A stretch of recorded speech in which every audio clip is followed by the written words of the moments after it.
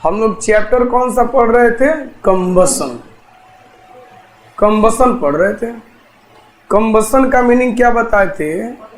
Combustion is the, simply कहें तो burning process. Combustion is the, and in combustion any substance combines with the oxygen of air on heating। जब किसी substance को air में गर्म करते हैं तो वह सब्सटेंस एयर के ऑक्सीजन के साथ क्या करता है? कंबाइन करता है, रिएक्ट करता है और जलना शुरू कर देता है। और क्या चीज का प्रोडक्शन होता है? किस तरह के एनर्जी का? हीट एनर्जी और लाइट एनर्जी का। तो कंबसन को सिंपली हम क्या बोलेंगे? Combustion is the burning process. Combustion में किस गैस का यूटिलाइजेशन होता है? कंबसन में कौन से गैस का यूटिलाइजेशन होता है? कौन से गैस का? ऑक्सीजन। किसका? ऑक्सीजन। और इस ऑक्सीजन को कहां से लिया जाता है? हवा से। कहां से? इसीलिए एयर को कंबसन का सपोर्टर कहा जाता है। कंबसन का, हवा को कंबसन का सपोर्टर क्यों कहा जाता है? क्योंकि एयर में ऑक्सीजन पाए जाते हैं जो कि कंबसन को सपोर्ट करते हैं। कंबसन को सपोर्ट करते हैं। कंबसन को सपोर्ट करने का मतलब होता है कि सब्सटेंस को जलाने में मदद करते हैं। कौन गैस? ऑक्सीजन। अगर ऑक्सीजन का सप्लाई बढ़िया रहेगा तो सब्सटेंस बढ़िया से जलेगा, कंप्लीट बर्निंग होगा। और अगर ऑक्सीजन का सप्लाई इनसफिशिएंट रहेगा तो सब्सटेंस का जो बर्निंग है वह इनकम्प्लीट होगा, सब्सटेंस बढ़िया से नहीं जलेगा। हम लोग एक पढ़े थे example, burning of magnesium ribbon. क्या पढ़े थे? Burning of magnesium ribbon. इसमें क्या पढ़ा गया था? इसमें पढ़ा गया था कि जब मैग्नीशियम रिबन को हवा में गर्म किया जाता है तो उस समय मैग्नीशियम रिबन जलना चालू करता है, मैग्नीशियम का कंबशन होता है और उस समय एक ब्राइट व्हाइट लाइट का प्रोडक्शन होता है। कैसे लाइट का? ब्राइट व्हाइट लाइट का प्रोडक्शन होता है। और साथ में वहां जो प्रोडक्ट बनता है मैग्नीशियम के जलने से, वह आपका बनता है मैग्नीशियम ऑक्साइड। मैग्नीशियम को जलाने पे क्या बनता है? Magnesium oxide. और मैग्नीशियम का जो कंबशन होता है, जब मैग्नीशियम का कंबशन होता है तो फिजिकल चेंज होता है कि केमिकल चेंज? क्या होता है बउआ? Chemical change. क्यों? न्यू सब्सटेंस बनता है। जलने के पहले था मैग्नीशियम और अलग से ऑक्सीजन, और जलने के बाद एक नया कंपाउंड बन जाता है जिसको हम मैग्नीशियम ऑक्साइड के नाम से जानते हैं।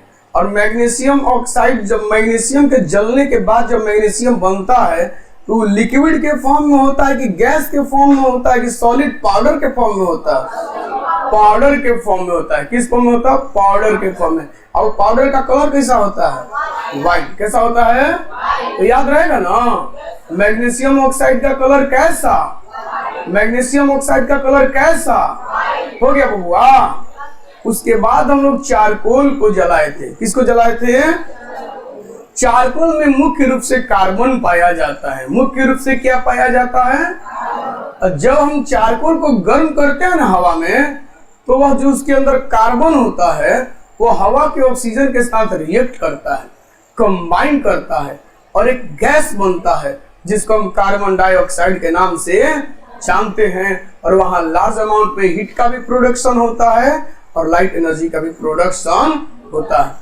तो चारकोल का जब बर्निंग होता है, या हम कहेंगे चारकोल का कंबशन होता है, जब चारकोल का कंबशन होता है तो चारकोल में मौजूद जो कार्बन है वह हवा के ऑक्सीजन के साथ क्या करते हैं? रिएक्ट करते हैं। और वहां कौन सा गैस रिलीज होता है? कार्बन डाइऑक्साइड गैस रिलीज होता है। और जब चारकोल जलता है तो हीट एनर्जी का भी प्रोडक्शन होता है और लाइट एनर्जी का भी प्रोडक्शन होता है। क्लियर है? लेकिन एक सवाल पूछा गया था कि जो सन है, जो सूर्य है, सूर्य का परिभाषी शब्द हम पूछे थे क्या? अगला पिछला दिन हाँ बताए थे आप लोग 6 परिवाची शब्द, सुन लीजिए क्या क्या बताए थे हो। दिनकर बताए थे, दिवाकर बताए थे, भास्कर बताए थे, प्रभाकर बताए थे, भानु बताए थे और रवि बताए थे। बताए थे कितना अच्छा, हमको याद हो गया उसी दिन। आप लोगों को याद है? किसको किसको याद है? और लोगों को नहीं याद है, सुन लो बबुआ क्या क्या बताए थे वो। दिनकर, दिवाकर, भास्कर, प्रभाकर, भानु और रवि, है ना। सूर्य के अंदर हम लोग पढ़े थे कि ट्रिमेंडस अमाउंट में, लार्ज अमाउंट में हीट और लाइट एनर्जी का प्रोडक्शन होता है। लार्ज अमाउंट में हीट और लाइट एनर्जी का प्रोडक्शन होता है। उसका मुख्य कारण क्या है? क्या वहां पे कोई फ्यूल जलता है? कोयला जलेगा, पेट्रोल जलेगा, डीजल जलेगा? तो हम कहेंगे नहीं, सन के अंदर ऐसा कोई फ्यूल का बर्निंग नहीं होता, सन के अंदर कोई कंबशन नहीं होता। सन के अंदर होता है न्यूक्लियर रिएक्शन, और उस न्यूक्लियर रिएक्शन के दौरान क्या होता है? Tremendous amount, tremendous means very very large amount में हीट और लाइट एनर्जी का प्रोडक्शन होता है। और कहीं पे भी न्यूक्लियर रिएक्शन हो, चाहे सन के अंदर हो, चाहे हमारे धरातल पे हो, कहीं पर हो, वहां लार्ज अमाउंट में हीट एनर्जी का प्रोडक्शन किया जाता है। और हम बताए थे जितने भी बम है बड़े स्केल पे, जैसे परमाणु बम हो गया, क्या बताया था, एटम बम हो गया, यह किस प्रिंसिपल पे काम करते हैं? यहाँ पर क्या होता है? न्यूक्लियर रिएक्शन होता है। और मैं कहा था कि जब न्यूक्लियर रिएक्शन होता है तो इतना ज्यादा हीट एनर्जी का प्रोडक्शन होता है कि वो हमारे इन्वायरमेंट के टेम्परेचर को कहाँ तक पहुंचा देते हैं? 1000 डिग्री सेल्सियस तक पहुंचा देते हैं। और उस समय जो आदमी या जीव जंतु होते हैं वह किस तरह पिघलने लगते हैं? मोम की तरह। कैसे पिघलने लगते हैं? समझ में आया? बहुत बढ़िया। इसके बाद अब क्या पढ़ना है बहादुर? इसके बाद हमें पढ़ना है कम्बस्टिबल सब्सटेंस। अपने भाषा में सिंपली जाने तो वैसे सब्सटेंस जो आसानी से क्या हो जाए? जल जाए। वैसे सब्सटेंस जो आसानी से क्या हो जाए? जल जाए, उसे हम कम्बस्टिबल सब्सटेंस कहते हैं। क्या कहते हैं? Combustible substance. क्या बोलते हैं? Combustible substance. किस तरह के सब्सटेंस को हम कम्बस्टिबल सब्सटेंस बोलते हैं? वैसे सब्सटेंस से जो आसानी से जल जाए। क्या हम पेपर को कम्बस्टिबल सब्सटेंस बोलेंगे? ना, पेपर ना जल जाएगा हो। वुड को कम्बस्टिबल सब्सटेंस बोलेंगे? लकड़ी को? ईंट को बोलेंगे? पत्थर को बोलेंगे? पेट्रोल को? हाँ बोलेंगे। डीजल को बोलेंगे? पेट्रोलियम गैस को? पेट्रोलियम गैस ना घर में खाना बनता है ना, वो पेट्रोलियम गैस है। हम उसको लिक्विफाइड फॉर्म में यूज करते हैं, इसलिए उसे कहा जाता है लिक्विफाइड पेट्रोलियम गैस, और उसका शॉर्ट फॉर्म होता है LPG। समझ में आ रहा है आपको? जी कौन जी? LPG। कौन जलता है? घर में जब हम अपने फ्यूल को जलाते हैं, खाना पकाते हैं, जो गैस जलता है वो कौन गैस है? LPG। फुल फॉर्म क्या होगा? Liquefied petroleum gas. अब जानते हैं मुख्य रूप से क्या पाया जाता है? ब्यूटेन पाया जाता है। क्या पाया जाता है? और हम बताए थे कोल एंड पेट्रोलियम में। कहाँ बताए थे? कोल एंड पेट्रोलियम में कि बताएं कि पेट्रोलियम गैस में मुख्य रूप से कौन सा हाइड्रोकार्बन पाया जाता है? ब्यूटेन। और टेस्ट में भी पूछा गया था। और नेचुरल गैस में मुख्य रूप से कौन सा हाइड्रोकार्बन पाया जाता है? मीथेन। सब भुला गए आप लोग। ब्यूटेन पाया जाता है किस में? पेट्रोलियम गैस में। और मीथेन कहाँ पाया जाता है? कहाँ? नेचुरल गैस में। नेचुरल गैस को हम कंप्रेस्ड करके यूज करते हैं और उसको कहा जाता है कंप्रेस्ड नेचुरल गैस, और इसी को कहते हैं CNG। क्या कहते हैं? C माने कंप्रेस्ड, N माने नेचुरल, G माने गैस। तो क्या हो गया? Compressed natural gas. और वह भी एक फ्यूल है। क्या है? फ्यूल, ईंधन है। क्या है? ईंधन। तो किसका किसका कंबशन हो सकता है? आपका किसका? नेचुरल गैस का हो सकता है, पेट्रोलियम गैस का हो सकता है, पेट्रोल का हो सकता है, डीजल का हो सकता है, केरोसिन का हो सकता है, पेपर का हो सकता है, वुड का हो सकता है, काउ डंग केक का हो सकता है। काउ डंग केक का मतलब समझ रहे हैं? गोईठा। क्या? गोईठा का कंबशन हो सकता है। ये सब किस तरह के सब्सटेंसेस हैं? कंबस्टिबल के नॉन कंबस्टिबल। हाँ, नॉन कंबस्टिबल सब्सटेंस किसे कहेंगे? जिसका कंबशन न हो। जिसका कंबशन जो आसानी से न जले, कभी जले ही ना, हम उस तरह के सब्सटेंस को क्या कहेंगे? नॉन कंबस्टिबल सब्सटेंस कहेंगे। जैसे ईंट क्या है? Non combustible substance. पत्थर क्या है? Non combustible substance. वाटर क्या है? वाटर को जला दीजिएगा, वाटर क्या है? Non combustible substance. क्लियर हो गया बबुआ? नीतीश जी खड़ा हो जाए, खड़ा हो जा। अरे खड़ा। दो कंबस्टिबल सब्सटेंस का एग्जांपल बताएं, पेपर और वुड। दो नॉन कंबस्टिबल सब्सटेंस का एग्जांपल बताएं। अच्छा, मिट्टी और कांच कर रहे हैं, मिट्टी और कांच। कांच चलेगा ना? कांच चलेगा, कांच चलेगा बबुआ। अच्छा आप बताएं कि कंबस्टिबल सब्सटेंस और नॉन कंबस्टिबल सब्सटेंस में एक डिफरेंस बताइए।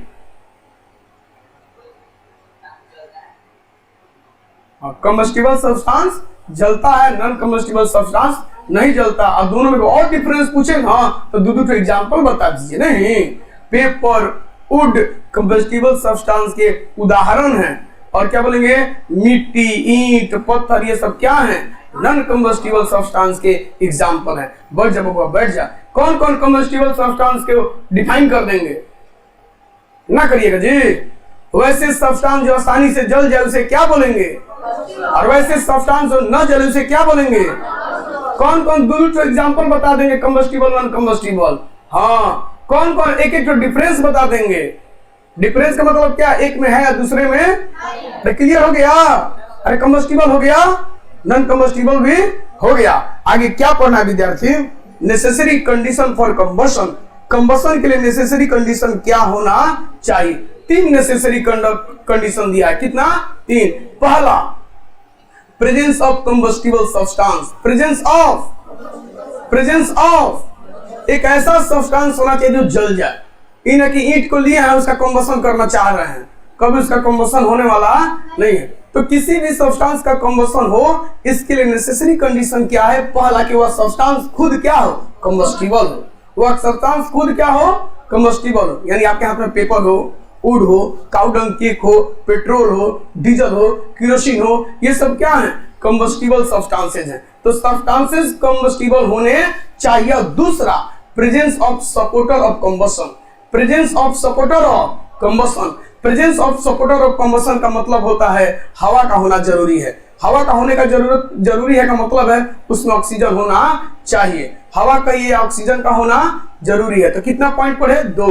पहला, एक सब्सटेंस कंबस्टिबल होना चाहिए, और दूसरा क्या बोला गया? Presence of air. Presence of air, या कह सकते हैं presence of supporter of combustion. Supporter of combustion किसे कहा जाता है? एयर को, क्योंकि उसमें ऑक्सीजन पाया जाता है, और ऑक्सीजन किसी भी सब्सटेंस को जलाने में मदद करता है। और तीसरा है कि हम उस सब्सटेंस को गर्म करें। सब्सटेंस को क्या करें? गर्म करें। गर्म करके उसके टेम्परेचर को उसके इग्निशन टेम्परेचर तक ले जाएं। कहां तक ले जाएं? अभी इग्निशन टेम्परेचर क्या है आगे पढ़ना है। यह वह मिनिमम टेम्परेचर है जहां तक आपको सब्सटेंस को गर्म करना पड़ता है। यह वह मिनिमम टेम्परेचर है जहां पे जैसे ही सब्सटेंस का टेम्परेचर पहुंचता है तो सब्सटेंस जलना चालू कर देता है। और किसी भी सब्सटेंस को जलाना है तो आपको गर्म करके उसको कहां ले जाना होता है? उसके इग्निशन टेम्परेचर तक। लकड़ी को जलाना है तो लकड़ी को हम पहले गर्म करते हैं। ऐसा हुआ जैसे फ्लेम के नजदीक ले जाए, लकड़ी जलने लगे, थोड़ा टाइम लगता है। उस टाइम में लकड़ी गर्म होकर उसका टेम्परेचर बढ़ता है, और जैसे ही इग्निशन टेम्परेचर पे पहुंचता है तो इग्निट हो जाता है। इग्निट का मतलब जलाना। इग्निट मीन्स जलाना। जैसे इग्निशन टेम्परेचर पे पहुंचता है उस समय वह सब्सटेंस जलना चालू कर देता है। तो अलग अलग सब्सटेंस का इग्निशन टेम्परेचर अलग अलग होता है। हम इस टॉपिक आगे पढ़ेंगे बबुआ। तो कौन कौन समझ गए जी? 3 नेसेसरी कंडीशन है किसी भी सब्सटेंस के कंबशन के लिए। पहला, प्रेजेंस ऑफ कंबस्टिबल सब्सटेंस। दूसरा, presence of supporter of combustion. और तीसरा, the heating of substance to its ignition temperature. याद हो गया? 3 कितने? 3 क्या क्या? Presence of combustible substance, presence of supporter of combustion, और तीसरा heating the substance to its ignition temperature.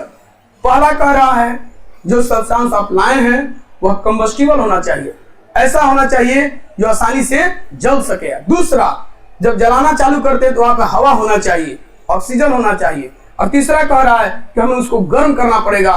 कब तक? जब तक उसका टेम्परेचर उसके इग्निशन टेम्परेचर तक ना पहुंच जाए। जैसे उसका टेम्परेचर इग्निशन टेम्परेचर पे पहुंचता है वह सब्सटेंस जलना चालू कर देता है। याद हो गया?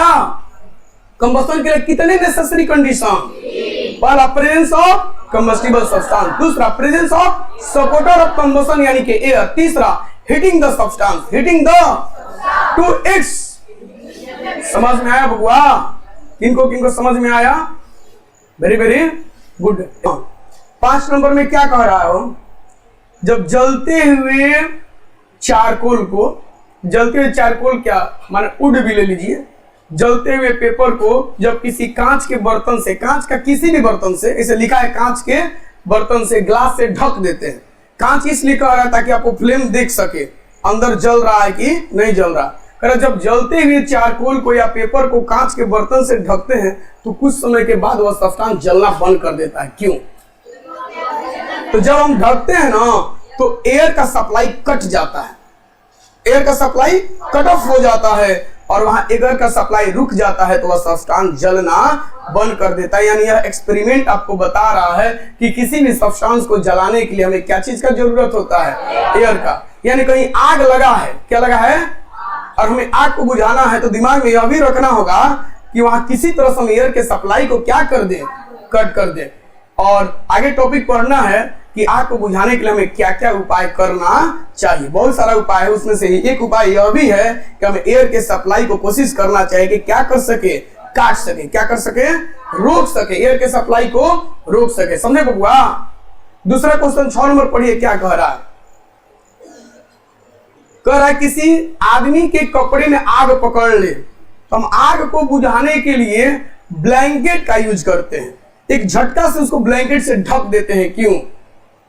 वह जो ब्लैंकेट होता है वो जलते हुए क्लॉथ को जो एयर का सप्लाई मिलता है वह उसको रोकने का काम करता है। यानी दोनों यहाँ पे क्वेश्चन यह बता रहा है कि अगर एयर के सप्लाई को काटा जा सके, एयर के सप्लाई को क्या किया जा सके, तो आग को बुझाया जा सकता है। एक क्वेश्चन 5 नंबर क्या कह रहा था?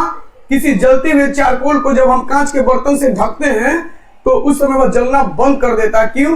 क्योंकि वहां पे एयर के सप्लाई को रोक दिया जाता है, एयर के सप्लाई को। और दूसरा, जब किसी पर्सन के कपड़े में आग पकड़ ले तो हम उसे ब्लैंकेट से ढकते हैं। क्यों? क्योंकि ब्लैंकेट से ढकने के दौरान उसको जो एयर का सप्लाई मिलता है वो आपका कट जाता है और सब्सटेंस जलना बंद हो जाता है।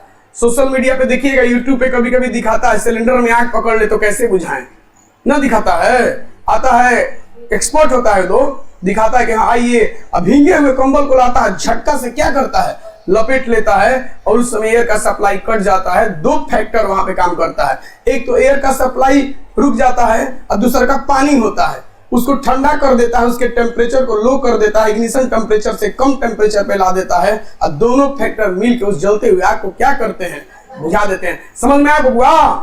तो आप देखिए पूरा पेज पढ़ लीजिए बढ़िया से, क्वेश्चन नंबर 6 तक। अब मैं पूछूं